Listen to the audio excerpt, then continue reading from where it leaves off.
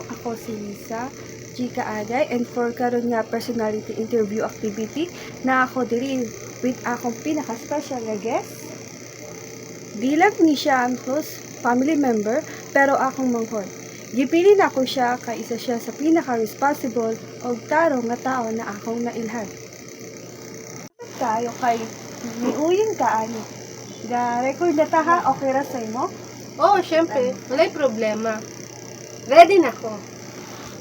Tanta og simple lang. Usaon nimo pag-describe sa imong personality in 3 words? Sa akong tanaw, ang pinakasakto nga words para na ako ay friendly, responsible, o tarong.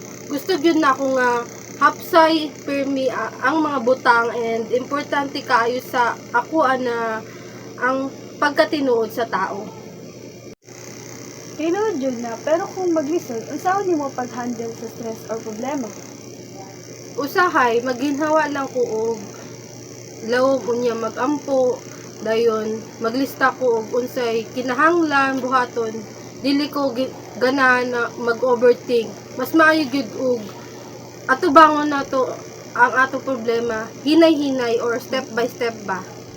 Nana. Hindot na nga pamaagi. Unsa may nagpa-inspired or nag-motivate nimo sa kinabuhi? Simple ra gyud atong pamilya.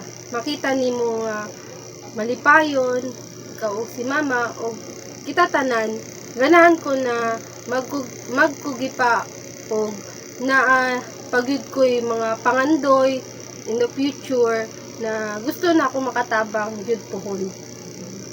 Utan jud kaayo ka. Usa ka hasulti sa ubang tao about sa imong personality. Pareha ba sa imong pag-describe sa imong kaugalingon? Kadaghan moingon gyud na duolon ako og buutan.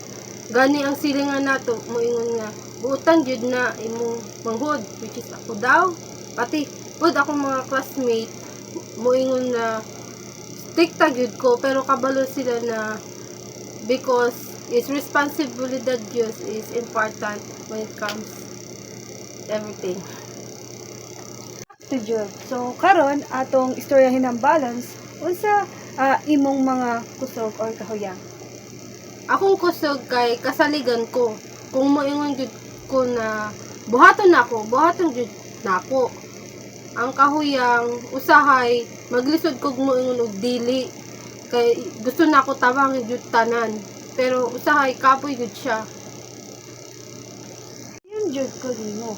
Lisod makipag-uban sa tao usahay.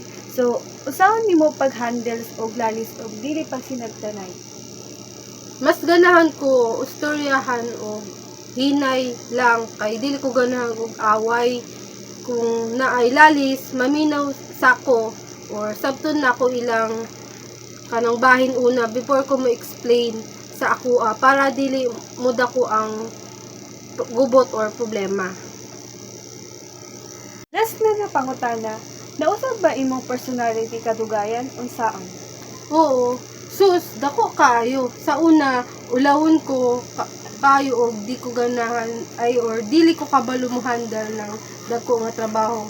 Pero karon mas kumpiyansa nako og natun-an nako nga ang pagkatinuod bisan lisod mao gyud ang pinakamaayo nga pamaagi sa pagkinabuhi. Kayo kay dako jud akong natunan abot nimo karon bisan og usara ta kabalay. So salamat sa pagkamatinuod o sa pagkabuutan mo sa atong interview. And also nagpasalamat gyapon ko sa imo kay because of this interview is nakatagog experience, and also I share my personality, and I hope nga nakatabang ko sa imong project. Salamat sa imong oras. So maura to ang among interview. Salamat sa pagtan-aw.